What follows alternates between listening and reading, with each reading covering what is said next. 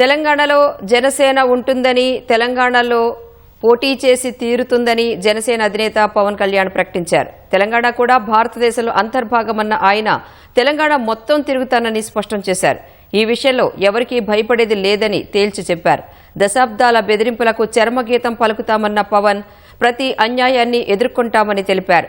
ప్రస్తుతం తెలంగాణను వ్యతిరేకించిన వారు పదవుల్లో కూర్చున్నారన్న పవన్ తెలంగాణకు అన్యాయం చేసిన పాలకులను ఉరి తీసినా పర్వాలేదన్నారు.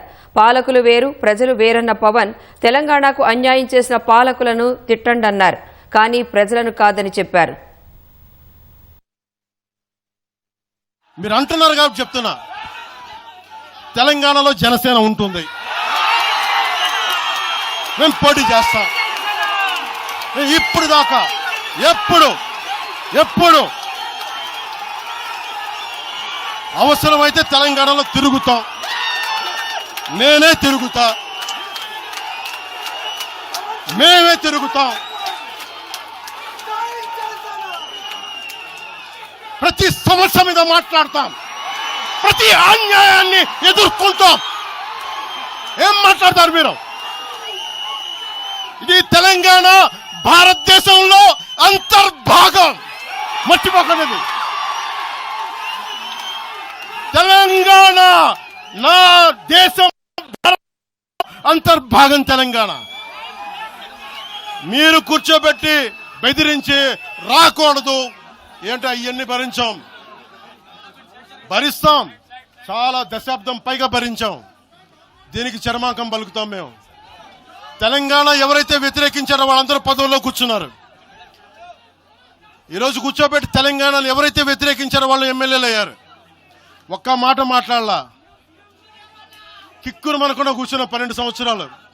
మా నాయకుల్ని పేరు పేరుని అడగండి, ఒక్కొక్కరిని అడగండి, ఇంటర్వ్యూలు తీసుకోండి. ఏ రోజునా సరే నేను వాళ్ళని ప్రోత్సహించని అడగండి. వాళ్ళు నన్ను వదలలేదు, నన్ను ఏం చేయమంటారు చెప్పండి.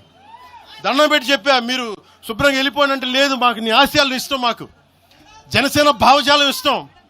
ఉన్న మహేందర్ కానీ రాజలింగం వాళ్ళు పోలే. నేను చెప్పా, మీరు మిగతా పార్టీస్కి పోండి అంటే పోలా. దాసోజు శ్రవణ్ ఎవరు పట్టుకున్నారు? మీరు ఆ పట్టుకుని దాసోజు శ్రవణ్ కానీ ఈరోజు ఎమ్మెల్సీగా ఉన్నారంటే, ఆ రోజు మీరు కూర్చోబెట్టి మాట్లాడుతూ ఉన్నారు. ఆ రోజున ఈరోజు కాంగ్రెస్ నాయకులు ఎవరో మాట్లాడుతూ ఉన్నారు, నువ్వేమి ఎలా వస్తావు చూస్తామని. ఇలాంటి ప్రగల్భాలే వైఎస్ రాజశేఖర రెడ్డి గారు ముఖ్యమంత్రిగా ఉన్నప్పుడు కాంగ్రెస్ యువజన కాంగ్రెస్ వాళ్ళు ఇలాగే మాట్లాడారు. ఆ రోజున తన్ని తగలేసాం ప్రతి ఒక్కడు వచ్చిన వాళ్ళు, గుర్తుపెట్టుకోకండి. ఆ రోజు నాకు నిలబడిన తెలంగాణ యువత నిలబడ్డారు, బస్తీల్లో నుంచి ఉస్మానియా నుంచి వచ్చిన వాళ్ళు నిలబడ్డారు. ఆ రోజున రాజలింగం గారికి తెలుసు. ఆ రోజు కూడా చెప్పారు ఎలా వస్తుంది. నేను చెప్పా, ఇలాగే ఇంటికి వస్తామని బెదిరించి, ఆఫీస్కి వస్తామని బెదిరిస్తే ఇంటి ముందు చైరేసి కూర్చున్నా. నాకు అలాంటి భయాలు లేవు. దేశం బాగుండాలి. అంతర్గతంగా ఇప్పుడు వేర్పాటువాదం మంచిది. ఎక్కడ దాకా? దేశ సమగ్రత భంగం కలిగినంత వరకు. ఎవరు ఉండకూడదు, రాకూడదు, మీ గొంతులు తొక్కేస్తామంటే ఇది ఏమనుకున్నారు? భారతదేశం అనుకున్నారు, లేదంటే పాలస్తీన్ అనుకుంటున్నారు మీరు అందరూ? ఇది భారతదేశం, పాకిస్తాన్. మీ ఇష్టానికి రాకూడదు, మీ ఇష్టానికి ఏమనుకుంటారా మీరంతా? నా దేశం, నేను ఎక్కడైనా అడుగు పెడతా. నాకు రాజ్యాంగ పరంగా కల్పించిన హక్కు ఇది. ఇప్పుడు కాంగ్రెస్ నాయకులకు ఒకటే చెప్తున్నా, రాహుల్ గాంధీ గారు కానీ ప్రియాంక గాంధీ గారి దక్షిణ భారతంలోకి వచ్చి వైనాడులో పోటీ చేయొచ్చు. ఇందిరాగాంధీ గారేమో మెదక్లో పోటీ చేయొచ్చు. పివి నరసింహారావు గారిని ఎక్కడి నుంచి గెలిపించారు? తెలంగాణలో ఆయన ఓడగొడతారనే కదా ఆయన ఆ రోజున కొంచెం నంద్యాల పార్లమెంట్ నుంచి గెలిపించింది. ఆంధ్ర ప్రజలు కాదా గెలిపించింది? అప్పుడు ఆ రోజు తెలంగాణ నాయకుడిని చూసారా, మన నాయకుడిని చూసారా? ఆ రోజున ఏం బెదిరిస్తారా మీరందరూ కూర్చోబెట్టి?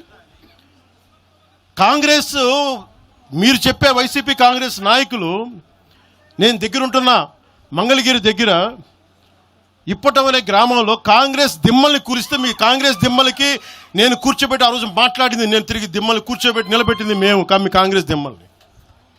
మీరు కూర్చోబెట్టి మమ్మల్ని గురించి మాట్లాడతారా?